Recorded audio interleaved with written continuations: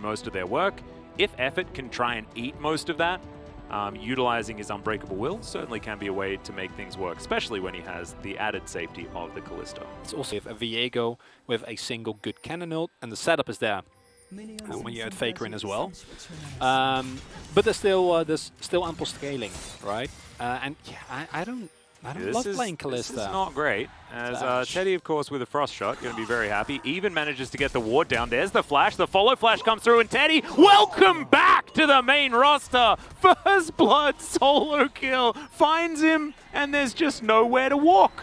To back away into the fog of war. Croco is up here towards the top side. Maybe not the opportune time for Canna to make his way in, but he does have a ward just south of him. So he should be okay. Actually kiting around the other side as there's the slicing Maelstrom. Summon in so much trouble. The Narbar's almost up, but he needs one more auto. And now Croco getting chased down. This cannon is so powerful. Mark of the Storm's going to work out as Faker not going to go for the ult. As Ona now diving on forward, Fate is going to get stunned up, but is going to be able to push them away as Summit going to get some flashes, but doesn't invest the ulti himself. Some very low health bars on both sides, but no one to go down just yet as now Teddy chasing Effort. That is being looked for 5 versus 5. Yeah, all of LIIV SANDBOX still waiting on the wings, but the eye's going to get poked of Shelly, and she's down very low already. Croco pretty far away from this one. Moonfall in hand. There's the smite. As Carrier going to move on forward, the arrow will connect, and there's no... Oh my goodness, into the backline goes the cannon. The lightning is cutting them down. The Emperor's Divide's beautiful. The Wombo combo, amazing from T1 as Fate will have to flash away. Summit in trouble as well, and the flashes to follow Fate will mean that he can't get out, and Teddy claims another. And that's a disastrous turn for LIIV SANDBOX, and honestly, a beautiful play by Connor. And this goes back to... Faker? Yeah, Faker in trouble here as Summit looking to try and lock him down. He will be able to do so. So, Summit getting some revenge here on the Emperor of Shurima on the top side. Oh, Croco. Yeah, okay. Let's be a little bit careful here. Remember how the first game of out of the map hasn't really altered the game state in one bit. As now Effort chasing after, does get the flash forward as there's the Moonfall from Croco. Teddy going down very, very low as Faker is in position. Teddy still alive for now as the culling comes through, but Fate can't walk through the wall, and Teddy, he's out of there. Now the rest of T1 trying to survive. Emperor's Divide not necessarily working fantastically, but Effort will eventually go down. And Teddy, he's still alive somehow, wandering up through the forest as now Canna trying to get out of this one. He is going to get smashed down there by Summit with the wallop as Owner is going to flash after him. There's the stun, there's the kill, and the possession will come through afterwards, and Owner gets revenge. The fact that Teddy gets away there is so big. It means that Prince doesn't get his rent resets, isn't able to get a lot more done. His Effort is... Oh dear. Yeah, Effort could be in trouble here. Doesn't have his Unbreakable Will. There's the exhaust. They do back away. Teddy actually getting out of there. Will give the kill over to Owner potentially, but no, Effort is just given a way out. Nope, the stun comes through, and he is going to die. I find it interesting that Teddy's like, no, there's a minion wave, everyone. I'm going to place down the Rift Herald, and we're going to grab this turret and a bunch of extra plate gold. They do exactly that. Fate and Croco should be able to clear out the wave. Faker taking some plates here on the bottom side, though, and T1, it feels like they just have an extra champion in this game. That cleanse is going to be very difficult for Prince to survive, as Shirley going to make a visit here to the mid lane. 17 minutes onto the clock. This should be this turret falling down pretty comfortably, as Owner is just going to continue eradicating Croco's jungle of anything that can give Croco money. As the arrow, not going to connect there. Croco going to be able to use his dash cannon to get himself out of the way, as Shirley gets another charge. Zoning arrow to come through there, I guess you could say. As this tower, not long for the world, as they are just going to stick around and take that one down. So 2 turrets very swiftly here for T1. 3 engage on them, because your engage is also insane. Well, now, Teddy very close to having his ult back up. Carrier's got his, lands it pretty nicely there onto Prince. Now the counter engage to come through as Carrier suffers only half of his health bar, but decides he wants to go back in again. Flashes away. Prince is going to keep himself alive as Teddy off to the side will get Fate's called for the knock-up. The arrow is going to connect, but it's onto Effort, who had his ulti, but I think the T1's wallets are just a little bit too heavy. As into the backline goes Canna and eviscerates the members of LIIV SANDBOX, still here standing, as Effort now just trying to clop his way towards the top side of the map, and Summit wasn't even here. That's not okay, Oni. You can't both have Diana and Viego. That's not allowed. Yeah. And by the end of the fight, doesn't even matter anymore, and my hat's off, because that is something that, especially in the best of 5, even more so than in the best of 3 scenario, needs to happen. You can't draft this same type of comp. Oh, Arrow will connect there onto Fate. There's the chain CC and an extraordinarily dead Lucian, and now Owner has decided that he wants to be the champion. Prince going to be taken down as well. The possessions will continue. It's a possession procession here in the mid lane as T1 will move over to the Baron. As T1, I apologize for that. That was not great. Starting off strong here, Chronicler, don't you worry, as the Baron is now going to be under fire. T1 wanting to use this to finish off the game. I was going to give you some positive feedback. I actually loved it, but you didn't even give me the opportunity. You had to take that away from me, like this Baron is getting taken away from LIIV Sandbox. T1 take everything. And there's scenarios with... It's really great play. The Arrow is going to fly majestically towards the Nexus. Unfortunately, you don't do damage to the Nexus with your Arrow, just soaring through past its turrets. But I liked the attempt. Here's a flash forward, though. Not going to find the stun, as Owner's going to get headbutted out of there. Carrier now possibly in trouble as the Emperor's Divide lands onto so many. And into the backline goes Canna Summit, looking for Teddy, but now he has to get out of the way. Teddy flashes after him. The wallop comes through, but Teddy... Oh, he's going to fall in the end. Avoids the boulder, but can't avoid the massive auto attacks here of the Gnar. Meanwhile, the rest of T1 will mop the floor with LIIV Sandbox. So it was all a cunning ruse in the end. And now, with this Baron buff and multiple siege minions, they're looking to try and break these Nexus turrets. It's only Summit and Croco left available. No Moonfall, no Gnar available either. It looks like it is just going to be both of the Nexus turrets and T1 backing away. Well, Teddy makes his first mistake of the game. Progressing in this first game from T1.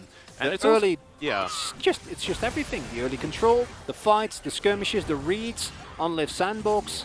I think like the Ashe lane into Kalista is already way too hard for Kalista, but if you give your opponent an early longsword by dying against your opposition, and having no it flash. Skews the game so extraordinarily far, as now we're going to have possibly the final fight. As there's the Emperor's Divide to get rid of Effort. He's thrown away Fate's Call. Will keep him alive, but it's not going to work out for Croco, as Canna with his slicing Maelstrom moving towards him doesn't really do too much with it. However, stops anyone from being able to attack T1. There is no defense for this Nexus, and T1 will obliterate. Impossible to move onto as Sandbox, right between the Braum, Aphelios, his kiteback potential, as well as Viego and Cannon. That's a really tough ask.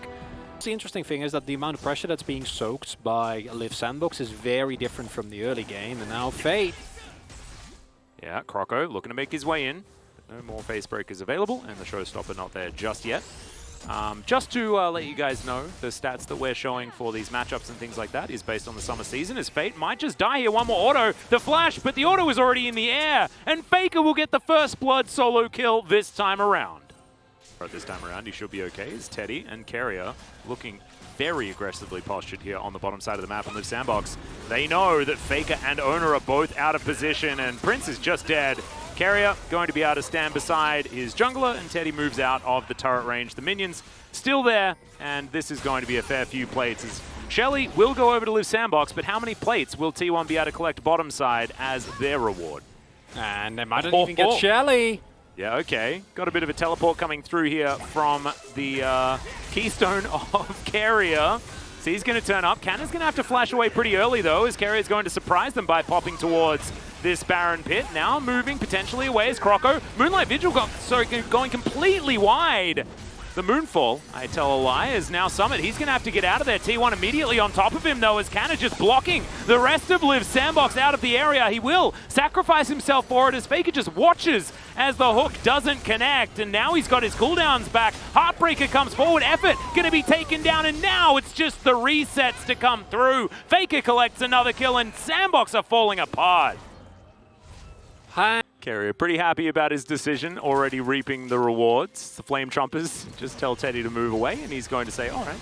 As now, he's just looking to kill Prince underneath this turret. Moonlight Vigil is going to miss. Good sidestep there from Prince, as Teddy is going to take a turret shot, but still wins out on the trade, as now Summit is dead here on the top side of the map. Goodbye. And T1 now just going to start the Rift Herald for themselves, and oh dear, Chronicler, this is going to hell in a handbasket. And this is the cross-map play being set up by Sandbox. And this should be successful. Faker does have TP. Yep, Slicing Maelstrom is available. There's no stopwatch here for Canna or anything like that, so this is dangerous, and that teleport that you were talking about certainly comes on in. The special delivery of the cannon, he keeps himself alive for quite some time, but the face break is good. Croco gonna find the Moonfall, but it's not going to be enough to save his life, as now Faker actually moving the other way, just playing the do-si-do here with LIIV SANDBOX. The Summit gets into angry mode, but it is going to be about Faker just trying to run them around. The Haymaker comes through, the Gnar is avoided, and Faker is going to take his time moving back to this one, and he knows that he can make this a 1v1 on either side, but still not enough funny business available as the Rift Herald is going to charge into the mid lane once again, and he bought enough time for the rest of his team to really throw down. Yeah, that's not worth at all. You lost mid-turret, and you're going to lose plates here. Might even get dove. Owner is in the area. Yeah, Teddy's got those close-range guns as well, feeling pretty good about that. As looking for yet another plate. Look at this, he's so strong right now. He's got the Gale Force completed as well, which is not the most common. But again, with the amount of control that is available, T1 really going to have to run into it as... Yeah, Croco and Fate moving on in here. Carrier is just going to give himself away for this one, knows that he's dead. And meanwhile, Inner Turret falls in the mid lane. And I don't even know whether much more is going to be collected here from LIIV SANDBOX on the top side of the map, as Shirley has been started here by Owner. But that, I think, seems a little bit overly aggressive, as they will be able to take the top outer turret. So that is going to be the trade for the inner. Not necessarily the greatest, but Summit is also splitting on the bottom side. I think you can take it, I just don't think they want to.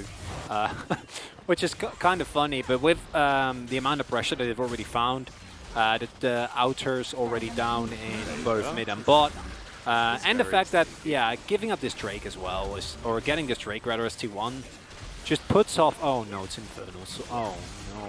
That's going to break down some of the walls here as T1 moving on in. Not going to be able to steal away Shirley, but now they're just going to guard the eye as best they can. And LIIV SANDBOX, they're not allowed into this river. This is T1 territory. Less space available for the Summit to make the big plays, right? Look at the spaciousness that is now here for T1. Drake's getting started up. Yeah, Fate looking over to the side here, looking for Canna, finds him, knows that he was going to be searching for a flank as well. As you can see, the Dragon just running between his two potential masters. It is going to be secured by Prince, but the Moonlight Vigil will connect. Glacial Fissure comes down, but the follow-up is not great, and T1 just going to have to let them get away. Good disengage here and good denial from LIIV SANDBOX. That's also a much larger area of the building. Yeah. It's in fact infinitely large in a lot of ways. As Owner, he's looking for Croco here on the backside, and now he's going to get delivered 3 members of LIIV SANDBOX. There's the Heartbreaker. Owner just taking this one by himself for now, but he does have the stopwatch. Flame Chomper's not going to connect as Effort has a stopwatch of his own, but he's still most likely going to die. Croco uses his over the wall, will keep him alive, but now he's not actually able to continue fighting. Summit in the same boat as he hops his way out of this one, and T1 with this one pick, is it enough to get themselves the Baron? And Teddy with that Crescendum Severum combo, that's a lot of Baron damage. Looks like they are going to go for it. And that is still, I think, a possibility for LIIV SANDBOX to turn. I would much rather, as T1 I think is doing, try and set up a trap, right? Not actually do this, wait for them to walk in. Are going to start it after all, because this is now another LIIV SANDBOX. If you can find them here, if you can take down, hit those multi-man ultis, T1... Dangerous game Maelstrom here. Still available here as Fate does find himself the face breaker, but he's not going to be able to find his way in. Teddy with the Graviton, but no Moonlight Vigil, and T1 do just back away, not biting off more than they can chew in this instance. That they have available with this threatening combo. Oh dear, Canna going to get his face broken yet again as Summit moves on forward. There's a Slicing Maelstrom, finds himself the stopwatch, but it's not going to keep him alive, just smashed into the wall. Gold, I think, is good, because while it's still, I think, a relative long shot, with Prince sitting on a 3rd item, that fight in 5 minutes all of a sudden feels a lot more winnable. That wave pushed out. So, Drake has now spawned. LIIV SANDBOX still thinking about whether or not they want to contest for this Baron or just take the Drake. And Summit has said Dragon time. And T1 have said that they are just starting off on this Baron. Super Mega Death Rocket will spot it out. And Canna waiting over to the side. So, second Infernal does go over to LIIV SANDBOX, and T1 feeling the pressure. They want to be able to take this one. They burst it and stolen! This is the team of Steelers, and it's going to be Croco's turn this time. And now T1 try to look for the fight to salvage it. They take down both.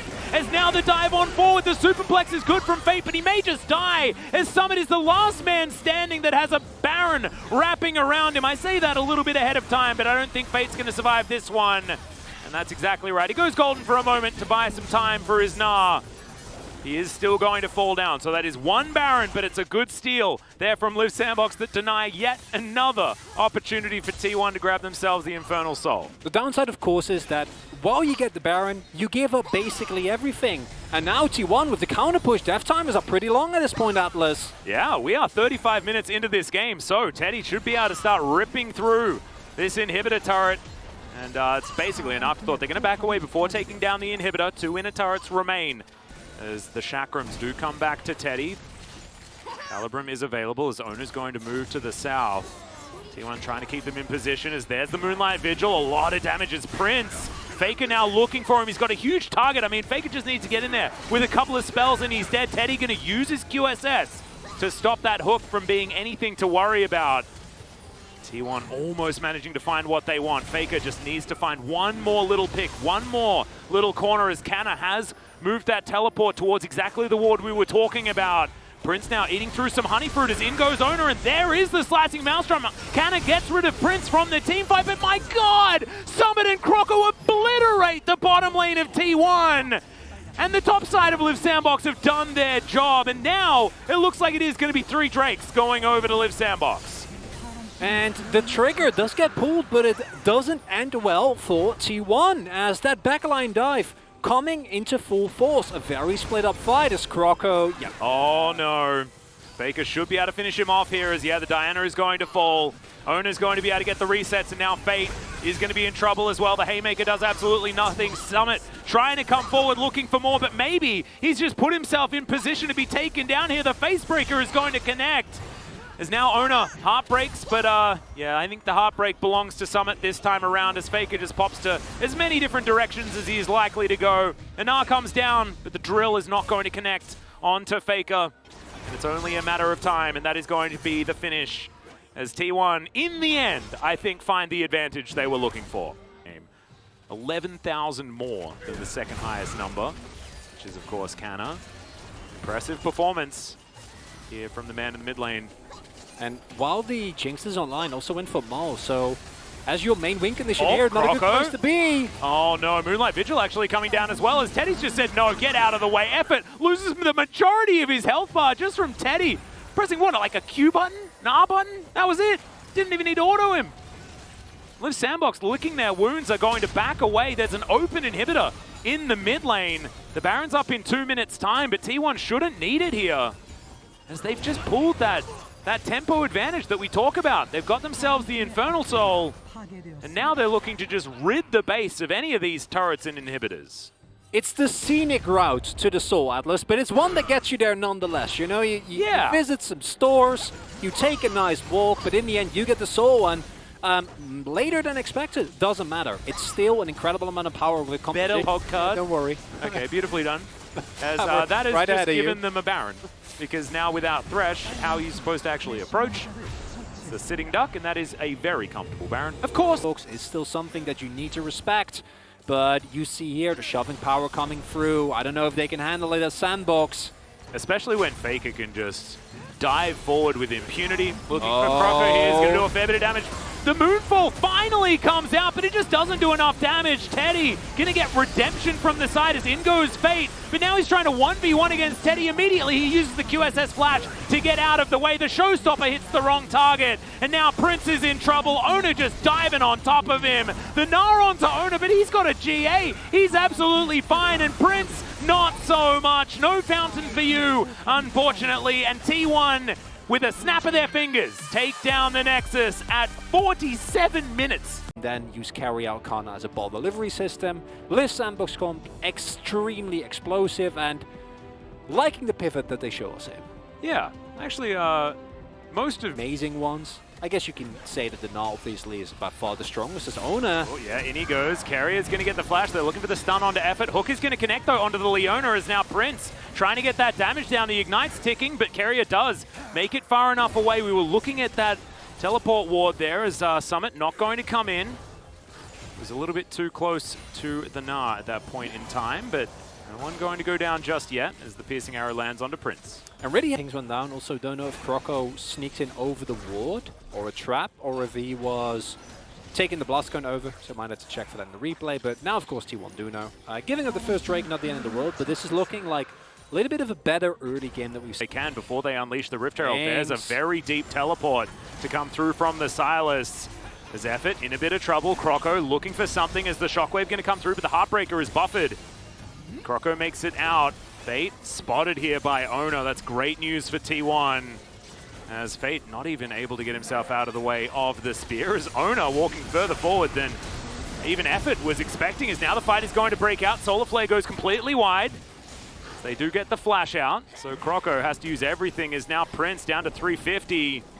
And T1 still closing in. The war of attrition from this poke composition working beautifully right now. And if Ona had missed maybe 2 more of these spears, this could have been a very different situation, as Effort almost just barely getting missed by that last spear, as that piercing arrow is dangerous, as Fate has found Faker. There's the Shockwave, but it's more of a hula hoop here for Fate, unfortunately.